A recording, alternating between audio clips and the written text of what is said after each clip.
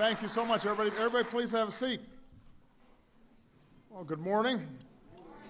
And welcome to the White House for what's one of my favorite events all year.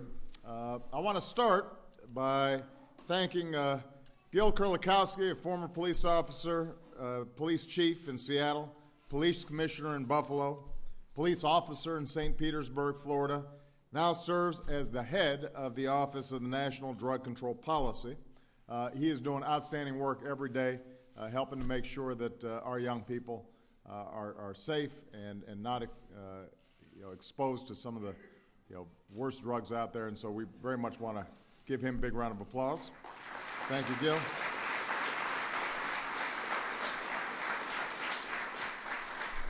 We've got NAPO President Tom Nee right here next to me.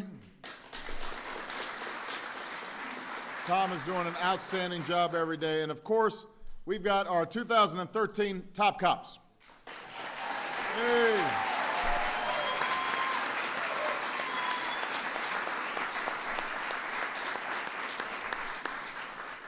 Now, as president, I get to meet and work with a lot of extraordinary law enforcement officers every single day, from men and women who protect me and my family, the folks in the Secret Service, to local police who help out on motorcades and events around the country, and I'm incredibly grateful that all these law enforcement officers are doing such outstanding work.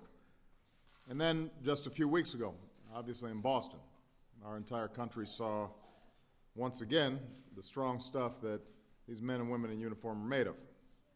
Police officers, first responders who were running towards explosions, not knowing if there was something more on the way. Law enforcement from different agencies in different parts of the country working together as one united team to identify suspects and bring them to justice. And in a moment that few of us will ever forget, the citizens of Watertown, Massachusetts, lining their streets to cheer on and high-five and hug the officers as they're heading home after a job well done. We don't always get that opportunity to stand and applaud the men and women who keep us safe. But they're out there, hundreds of thousands of you, patrolling our streets every single day. And we know that when we need you most, you'll be ready to dash into danger to protect our lives, even if it means putting your lives on the line. That's what these folks are all about. That's what the men and women standing behind me have proven: their heart, their courage, their dedication. And of course, as always, they're a humble group. They'll tell you they're not heroes. They'll say they were just doing their jobs. And today we honor them as top cops because they're half right. It's true. They were just doing their jobs.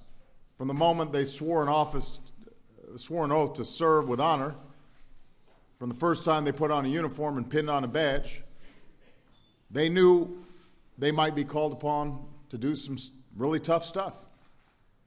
But I think that makes them more heroic, not less heroic, because they signed up for this. They volunteered, and yet continued day in, day out to dedicate themselves, and when the moment came, they were ready to respond.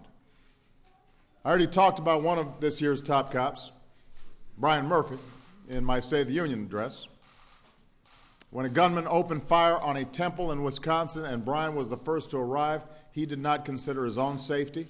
He fought back until help arrived and ordered his fellow officers who are here today to protect the safety of the Americans worshiping inside, even though he was lying there bleeding from 12 bullet wounds. When he was asked how he did it, he said, "That's just the way we're made. That's what you've got to do.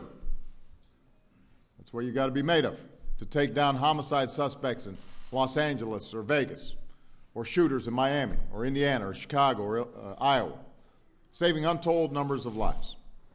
That's what you got to be made of, to dodge live power lines during Hurricane Sandy to free your partner pinned down by a tree, all the while saying, 'I've got you, pal.'" So, yeah, this is their job, but it's not just about the uniform that they wear. It's about who they are, what they're made of. When a gunman entered a restaurant in Pasadena, Texas, It was 3 off-duty cops who put themselves in harm's way so that others could escape. Detective Ivan Marcano didn't care that he was off-duty when he saw 2 muggers attacking a cab driver in the Bronx. He got out of his girlfriend's car to stop them, was shot point blank in the chest, a bullet inches from his heart. But his story doesn't end there, as his girlfriend was driving him to the hospital. I'm sure not very happy with him.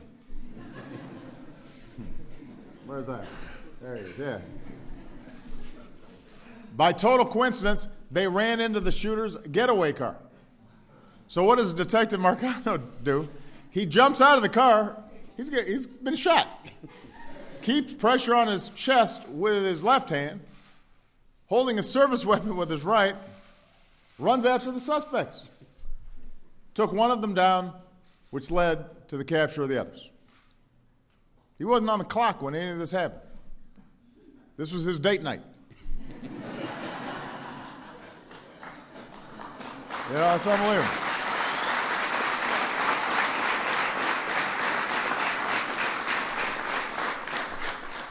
Hey, by the way, did you invite your girlfriend down here? Yeah, she's over here. Where are you? Stand up. All right, she got to get a big round of applause.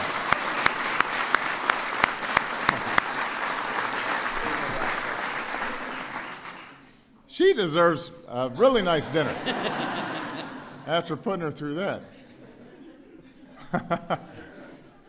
The cab driver who Detective Marcano rescued put it simply. He said, "I will be thankful to him for the rest of his life, or for the rest of my life." So today, to all our top cops, let me say that our nation shares that sense of gratitude. You embody America at its best and at its bravest, and you set an example. Because if top cops can risk their lives to do their jobs, the rest of us should just be able to summon some tiny fraction of courage and the same sense of responsibility. And certainly that applies for those of us responsible for supporting law enforcement and first responders here in Washington.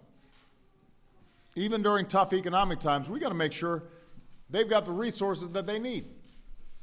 Whether that's supporting the COPS program or helping you hire new officers or preventing layoffs or giving you the most advanced crime-fighting tools and the mobile technology and critical data, all of which you need in this 21st century when it comes to crime fighting. And we also need to take some common sense steps that protect our rights, protect our children, protect officers in the line of duty by making it harder for dangerous criminals to get their hands on lethal weapons. Now, these officers represent the best of us, and they deserve the best from us. And that begins with being thankful to them, not just today, but for the rest of their lives, and recognizing the sacrifices not only they make, but their parents and spouses and kids who watch their loved ones go off and serve every day, knowing that there's real danger out there. So I'd ask all Americans, everybody who's watching, all across the country, when you see a police officer, you meet an officer's family, let them know how much you appreciate it. It's the least we can do for the men and women who give us so much and help keep us safe. All right, so with that in mind,